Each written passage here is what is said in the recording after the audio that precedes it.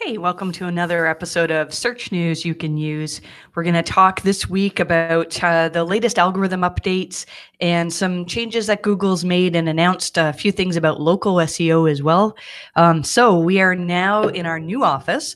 This room right here is our video recording room, and we're getting there. I think our internet connection's better, so hopefully the sound issues aren't so bad. Still need to work on some of our lighting and whatnot, but we're getting there. So hopefully everybody's doing well in terms of rankings. Let's get right to the newsletter here. And all right.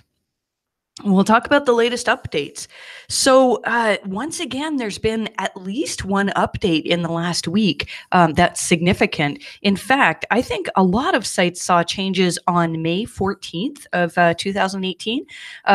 I don't have any examples in the newsletter itself, but we did see a number of sites with their Google Analytics data showed changes on May 14th. And then this May 17th and May 18th is quite significant. We saw quite a few sites that were affected on previous updates. So, for example, the April 30th and the April 16th updates, if your site was affected at that time, there's a good chance that you also saw something around May 17th or 18th. These examples in the newsletter, these are sites that we've worked with. This one particular site, we've been doing a number of things to help overall quality improvement. And we also filed a disavow several months ago, and it seems to be that ever since we did that, things are going up and up. But granted, we're doing things outside of disavowing as well. So it's always hard to know exactly what to attribute success to. This one particular client of ours that saw an improvement on May 17th, we haven't been doing any link building at all for this client. We've been basically just working on creating content that is super valuable, more valuable than any of their competitors. And this site's seeing nice gains as well.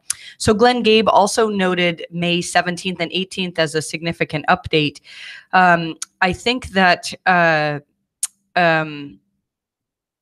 think that a big thing definitely happened at this point. So it's hard to say exactly what this update is about. The same as usual, that we want to make sure that your technical SEO is good, that your site is completely in lines with what's outlined in the Google Quality Raters guidelines, and also to make sure that you are the best option when compared to your competitors. And as I think we'll probably have more details on this May 17th, 18th update in a future episode, as I think it probably was a significant update. If you have a WordPress site, Google is sending out some reminders, although I didn't get any for any of my sites, but apparently some sites are not auto-updating to the latest version, and this is a security risk. So good idea to go check out your WordPress site and see if you need to do an update. Mobile first indexing. So now I'm actually starting to get some emails. Looks very similar to this one that was tweeted, saying that your site is being moved to mobile first indexing. I'd say that I have emails for fewer than 5% of the sites that I have access to Google Search Console. So if you haven't got an email saying you're being updated, don't worry. It doesn't mean that anything's wrong with your site. It's just something that they seem to be rolling out quite slowly. I talked a bit in the newsletter about Rand Fishkin's book. I really, really highly recommend it. Maybe it's a bit egotistical because I'm in it, but the point is that it's really this book. And even if you're not in starting your own business or running a startup, you'll learn a lot from this. There's a lot about the history of Moz that I didn't know in there, so definitely recommended. Those of you who are following our work here at Marie Haynes Consulting, we are now in our new office, and somebody pointed out to me today that every time I post a picture of our team, we're drinking alcohol of some sort. I promise you that's not what happens every day. So just when we're celebrating things like moving to a new office. I think that's all. Let's see. Oh, let's talk a little bit about Google Bulletin. This is a new thing that it almost looks to me like Google is trying to make a Twitter comparison. And we'll see how it goes. I mean, Google Plus didn't really take off that well, but I do think it's something we should all be paying attention to. I'll keep you updated as we get more information. It's only available in very tiny areas right now. So I'm trying to get access to it, and we'll see if this is something that we need to pay attention to for SEO. I really like this from Greg Gifford, this a way to explain to clients the role that proximity plays. And so if you're searching from your home and you're looking for pizza delivery, you're probably going to get different results than if you work in an office downtown.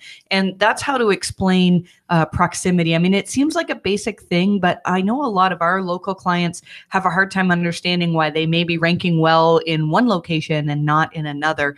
And proximity is something really hard to fight against because Google wants to show the results that are closest to people because that's what a lot of the time people want to see. So I think that's all that we will cover at this point. Let's get back to the Hangout here.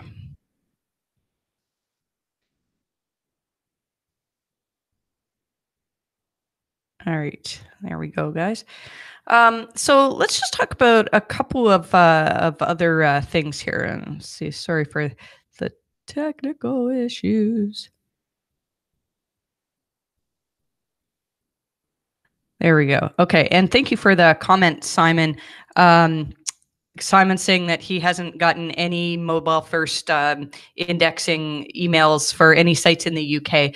I don't know if they're rolling them out. I think most of the ones that I've had have been in the US, so perhaps it's just a US thing. I honestly think it's just such a small percentage that have been moved over. So so we're not. If you're not seeing those notifications, they're bound to come. Let's talk about a few other things. These are things that were in the paid version of my newsletter. One thing is that Chrome is going to be marking, you know how we see in the browser the green padlock for HTTPS sites. Apparently that's going to go away, and every site is just going to have a normal, no green or anything. And then if you're HTTP and you're actually taking data, then you get the big not secure warning. Kind of strange that they'd take away the green padlock. I'll keep an eye on that. I haven't heard other people talking about this. Let's talk as well about sites that have similar code bases. John Mueller's talked about this before, and it was a question that came up in the Hangouts, a Help Hangout recently, where somebody said they had a business with 3 different websites, all selling the same products, all the same code base. They're basically just trying to go after a particular niche.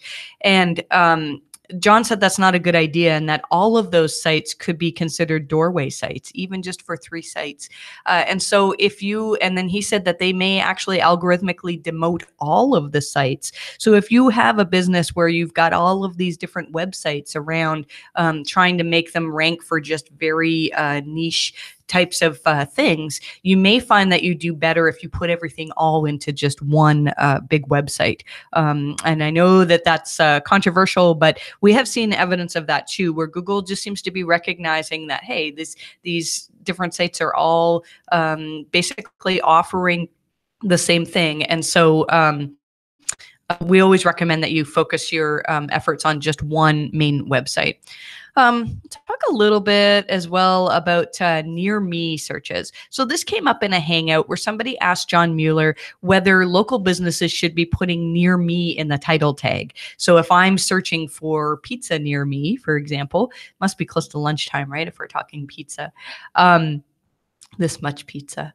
If I'm searching for something near me, will I rank better if I have near me in the title tag? And so John had recommended against it because it's not really the best thing for users. I mean, it doesn't help users to have the word near me in your title tag. The thing is, though, so we have a client who wanted to break into some local markets, and we actually did recommend that they put near me in their title tags. And you'll see this is in the paid version of the newsletter, but almost all of their near me searches went up several positions just from putting that in the title tag. So I never want to recommend spamming, but I do think that there can be some benefit to putting near me in the title tag if it's appropriate to your location. Let's see. One final thing we'll talk about is there was a thing that came out from Google Brain where Google is apparently learning to stitch together articles based on information they get from the web. Now, this sounds like old style article spinning, which definitely is not something that we'd recommend. But I think that this is connected to something we talked about last week and the week before, where Google is starting to try to use machine learning to answer questions that have never been asked before. And I think that what Google's doing is they're trying to be able to piece together an article that is the best of its kind, taking information from everybody else's websites and maybe even spinning some of that information so it's completely unique. And I think that the day is coming where a lot of websites are not going to be needed anymore.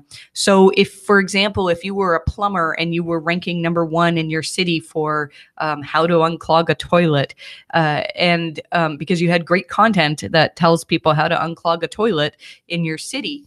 Now, let's say somebody does a search for how to unclog a toilet, and then Google says, well, we've got information from this plumber's website and this plumber's website and this one. And they put together absolutely the best article that you could get that answers all of these questions. They could present that in the search results and nobody's ever come to your website. So how do we fight this? I don't know that we can. I think still we have to be producing the absolute best content that we can produce.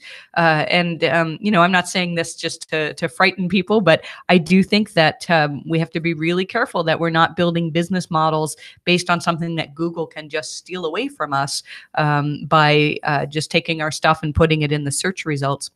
So that's all we have for this week.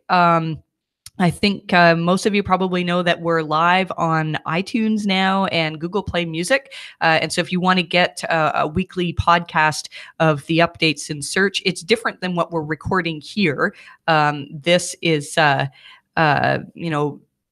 information that we do specifically for the YouTube Live. And then the podcast is different, same sort of topic. So, and that's all we have. So feel free to contact me, Marie, at mariehaynes.com. And I wish you the best with your rankings this week. Thanks.